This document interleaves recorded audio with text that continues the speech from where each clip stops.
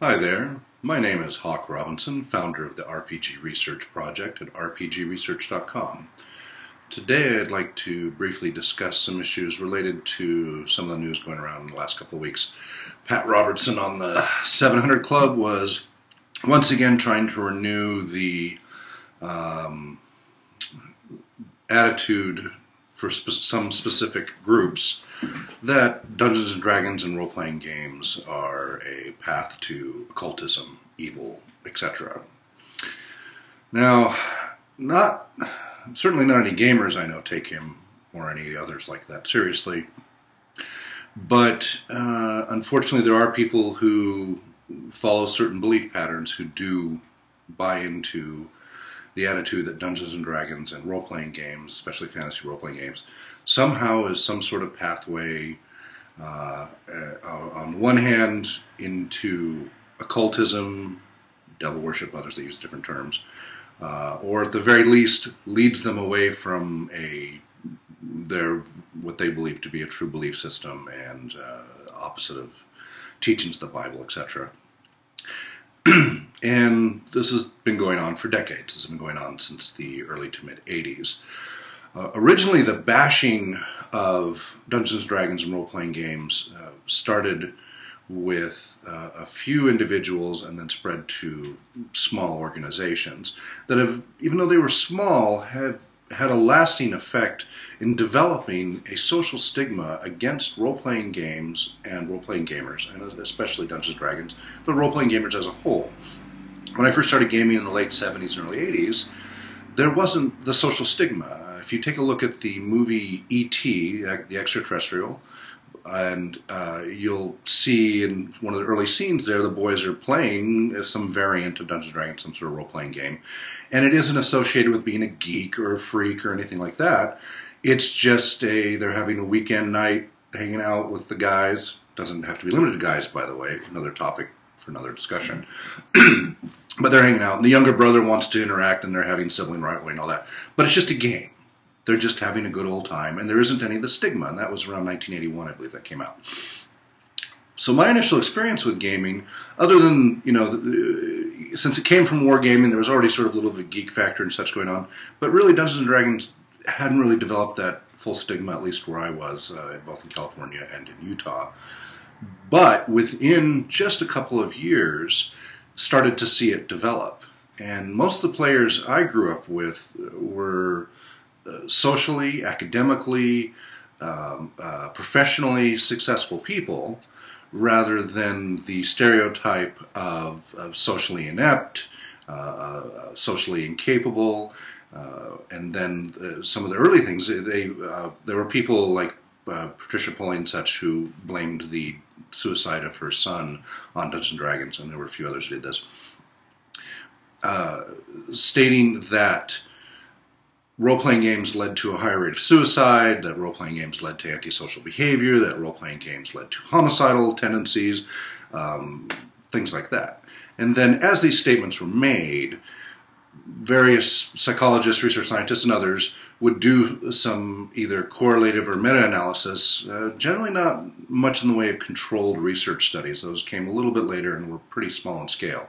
But by doing meta-analysis, by comparing sets of data from multiple sources and then comparing them and establishing correlations, finding that suicide rates for the comparative groups were either equal to or lower than the norm, depending upon how you want to interpret it. And for example, one of the studies was actually using the claims of the groups opposing Dungeons & Dragons and such, who claimed there were all these suicides and listing all the suicides that happened in the game group. And so they said, well, if that's true, if these are all the suicides that have happened because of gaming, and you look at the total population for that age group, well, then the suicide rate for gamers is 1/5 that of the national average in the United States. Now, that isn't a strongly scientific study, but it's still interesting because there really aren't that many suicides or other actions really even remotely attributable to D&D. And in those cases, that's not establishing causality. It's just that that person happened to have played role-playing games at some point. So even using the we'll say devil's advocate here, pardon the pun, that all of these suicides were caused by D&D, which again is easily refutable, but let's say they were, that number was so low for that population group that it would be 1/5 the suicide rate. And lots of other studies were done. Some personality tests were done on some control groups and such. And for example, as the occultism, as each issue previously was shot down, it's not an increased suicide rate. There is no sign of homicidal behavior or more violent behavior, as was claimed a lot. Gamers tended to be less violent physically, anyway. Even if they played games that might have a violence factor where they describe a battle, gamers weren't really likely, at least tabletop gamers, were not really likely to be acting these out. Live action role-playing, that's a whole other thing. I haven't done as much research on that, although I intend to include more in that over time, as well as the video game-based. But right now, my emphasis research is on the tabletop. So, as these keep getting shot down by research and release studies, they would come up with a new argument, the groups opposing Dungeons & Dragons and role-playing games in general, fantasy role-playing games in general.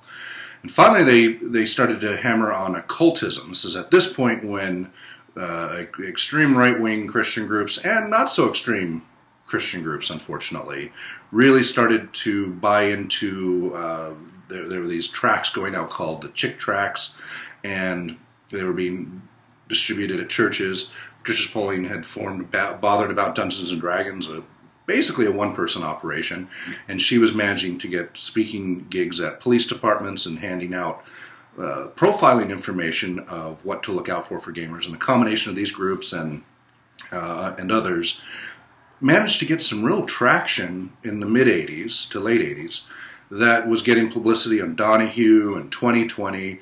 And I watched as a hobby that I wasn't a lot into it yet, but I've been playing it on and off. And then finally around 84, 85, I was playing it pretty regularly. Be playing it during lunch break at school. I was a teenager then in high school. And noticed that kids were starting to give us grief. Both guys and girls were teasing those of us who were playing the game. Now, I may have had a little bit different experience because of my height. I'm 6'7" now. I was always taller than everybody in my class. So I never had any of the bullying issues that other people who associate the game of the stereotype experience. Although again, I had gamer friends who were hockey players, football players, basketball players, jocks, if you will, if you want to get in the classification, and really didn't fit the stereotype that you now seems to be accepted for gamers. So what happened was all this was going on. The whole reason I bring this up because the Pat Roberts thing has come up again. I made an effort to try to turn the tide. Now, I had at that point in 84, 85, I had transitioned to a private school called Realms of Inquiry. I always say this awkwardly, a school for gifted and talented children in Salt Lake City, Utah. Great school, by the way, wonderful school. What an incredible experience there. We would go on 10-day survival trips, and they would do a month in Mexico, exchange student for all of the students in the upper school. But a small school. If I remember correctly, 8th to 12th grade only had about 44 students, while kindergarten through 6th had, a few hundred, but the upper school was fairly small. It was a non-denominational private school. Although the owners were LDS, that did not factor into any of the experience I had there. And so when we started giving it grief at this school, I'd seen it at public schools and at libraries and such where we'd meet for gaming, I decided enough was enough. So at one point in an English class in, I think it was 8th or 9th grade, I wrote an essay about, basically shooting down all these myths about Dungeons & Dragons, role-playing games, and role-playing gamers that were just starting to get established. I'd just seen a Donahue show that had not made a very good showing, and it was talking about role-playing games leading to witchcraft and occultism and such. And I was just like, you've got to be kidding me. So I put together an 8-page essay, and because we were supposed to write an essay on the current event of the times, and to me that was current event since it was going on. And the English teacher actually had me read this to the whole class, which wasn't a standard situation, but it did that well. A+, if you will. And I read it, and though it didn't immediately sway anyone, it started a dialogue in the school there that was helpful, that some months later, and it may have been a year later, I'm not sure of the timeline, it's been enough years, but within a year or two, we had a circumstance where our drama teacher, we no longer had a drama teacher. I think he got an offer to go to Broadway, something like that, and so they didn't have an immediate replacement, and we were without a drama teacher, which was our last period class for the day. So the headmaster just established that as a study period that everybody could go to for the last hour of the day. And I had the crazy idea of, well, drama, role-playing gaming, role-play, improvisation. I went to the headmaster and asked him if we could make that a role-playing gaming session. And at first he wasn't, first of all, he didn't know what role-playing games were. He saw us doing it, but hadn't really been involved in it. And when I explained to it and gave him a few examples, he was a little intrigued, but a little hesitant. And I think I was in 9th or 10th grade at this point. So he asked me to go ahead and write up a formal proposal for a class in role-playing game. Initially, I was just thinking, hey, could I use this time, you know, as a long recess, if you will, and that wasn't okay. But he said if I could form it into a class format, that might be a possibility. So I did that and came out with a proposal, and he accepted it with the caveat that this will only happen until they find a replacement drama instructor, theater instructor. And I was quite excited about that. So with the help of a couple other friends, managed to get permission to use the biology lab because it had enough tables with chairs to use, and set up, as you came in, there was one table had Iron Crown Enterprises Middle-earth role-playing, ICE MERPs, which is based on Tolkien's Middle-earth. Another table was set up for Call of Cthulhu. Another table was set up for Twilight 2000, post-apocalyptic military-style modern-day system. Call of Cthulhu is based on H.P. Lovecraft's 1920s-style horror. A Star Wars, I think it was Star Wars, but a science fiction one, I'm pretty sure it was Star Wars, the old D6 version. And rotated through some other systems too, but basically those four. And it was totally elective. People could still just do their study hall. So initially, of course, my game, the friends I had there that we gamed, we of course started, but we let everybody know about this to give it a shot. Excuse me. So of course, there was skepticism and a little bit of hesitancy and a little taunting at first, but within a few days, and this was 5 days a week, people started to trickle in, including the girls, both the guys and the girls. And pretty much, I don't know if it was everybody, but just about everybody in the whole 8th through 12th grade, 9th through 12th grade, I think it was 8th through 12th grade, joined in and was in there trying out role-playing gaming. And I'd rotate between teaching people how to play and learning how to run a game and play and run a game. And here's this genre and this type of system. Here's this genre and this type of system. I'd, you know, at the beginning just do a quick little blurb to everybody about gaming, talk a little about what was going on in the current events, and then we'd game. And people were getting into it. And not everybody fell in love with it, you know, but other people did. But and it lasted about a month, somewhere 4 to 6 weeks, I don't remember exactly, before finally we had a new drama instructor and had to discontinue it. But it was a wonderful, wonderful opportunity, wonderful experience, and very grateful to the headmaster of the school for that opportunity. And so after that, no more trouble at the school. Not only did we not get harassed because of what the public media was saying, the entire attitude about gaming, the role-playing games and gamers, was completely changed in the whole classroom. Now, this is a small school. It's an unusual school. Again, gifted and talented children, so that means everybody had to have above a certain IQ and blah, blah, blah, blah. But I wanted to put this out there for other people out there to challenge you to see what you can do in your sphere. I mean, you know, there's the whole think locally, act globally thing. Think globally, act locally. And this is one example. Now, again, I wasn't able to change the whole world. I wasn't able to change the whole state or the whole county or the whole city. There was still stuff going on. The local church leaders were having entire sermons on the evils of Dungeons and Dragons and how all the signs to look out for and the dangers of it. Don't allow the books into your home because they're portal ways to the devil and things like that. And fast forward to today, after moving here to Spokane, I've run into this again. My youngest son's best friend couldn't care less, but one of his parents had, at the local church they go to near Whitworth University, as some sort of denomination of Christian, they were told, well, I'm going to give you an example. They've attended Harry Potter book burnings. So they were also told that Dungeons and Dragons, even just having in your home, was a portal way to the devil and such.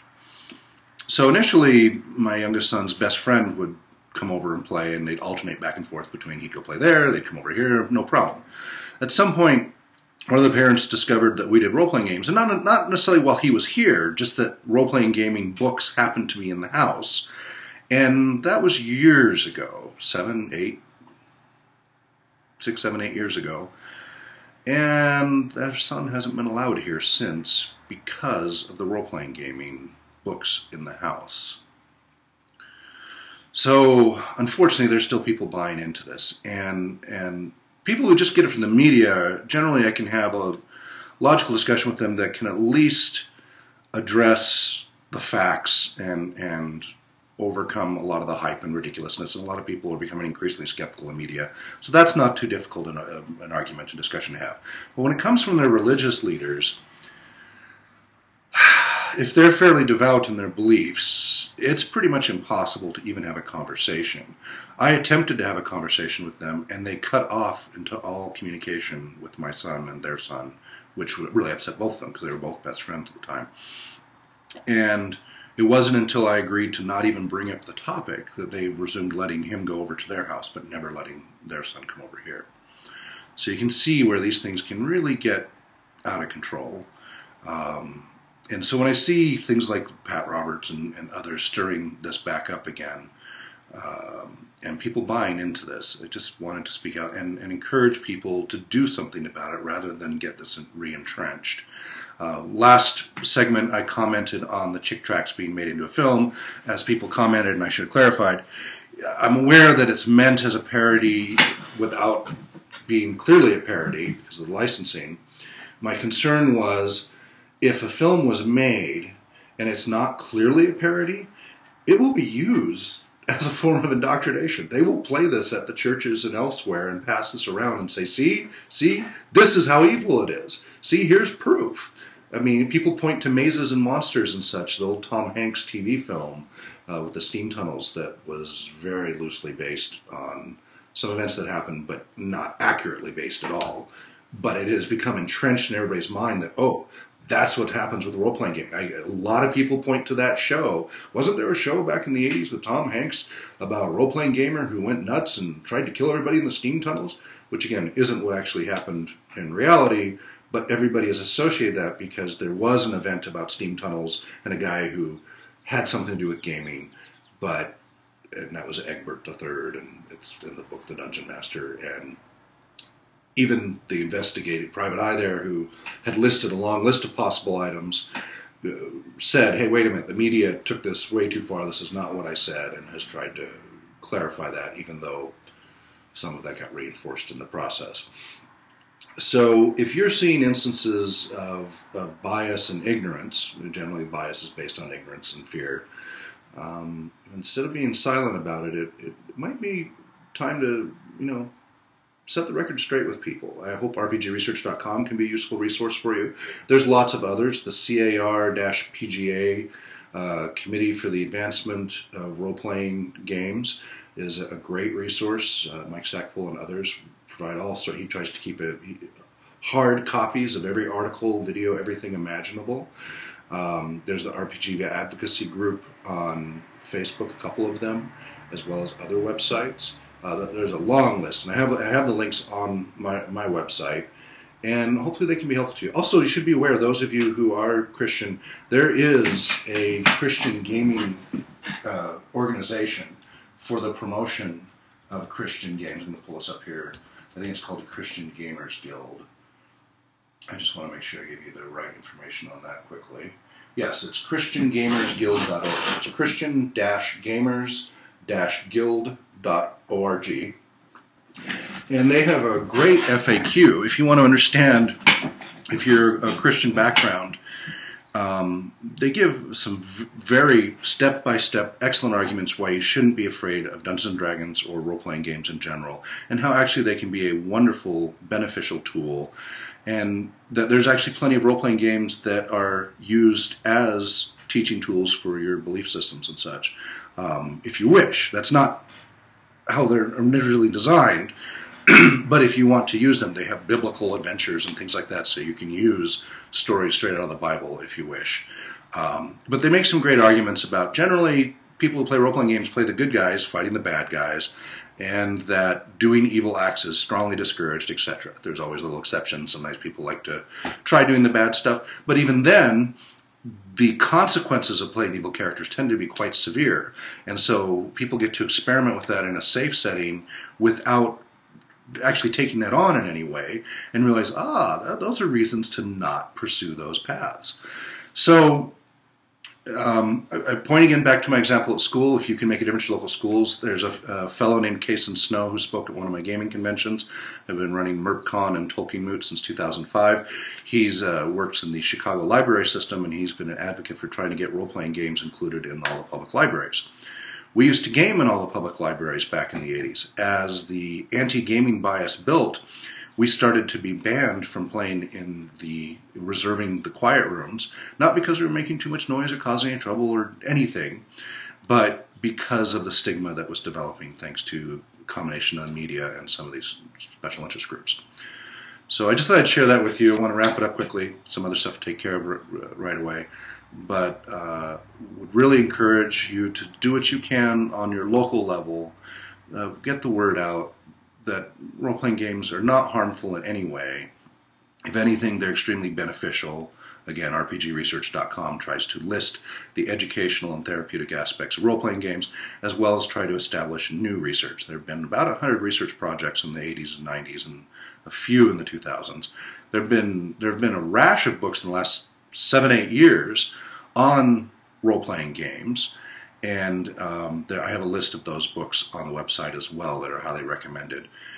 And these are for people establishing their master's and doctorate theses and dissertations and such, and then turn some of these into books. So definitely check them out. And please comment. Comment on your experiences, both pro and con. I've been discussing this in various forums over time. Some people have had different experiences in different areas of the world. This is booming in other locations. You can read the article about Israel in 2005, the military there. If they find out you're a role-playing gamer, you won't get a security clearance. Whole other twist on the stigma. So there's a lot of ignorance and fear out there, and if you take a friendly, constructive approach, some people will be willing to hear. Others, you can't challenge their beliefs, and there's not a whole lot you can do. But see what you can do on the local level, and let me know what your experiences are and what you've done. Have you done anything on the local level to try to turn around all the misinformation and disinformation going out there? Would really like to know. So for now, this is Hawk Robinson, founder of the RPG Research Project at rpgresearch.com, wishing you and yours all the best, and using my old Tolkien Society sign-off, wherever you may be well, Namarie.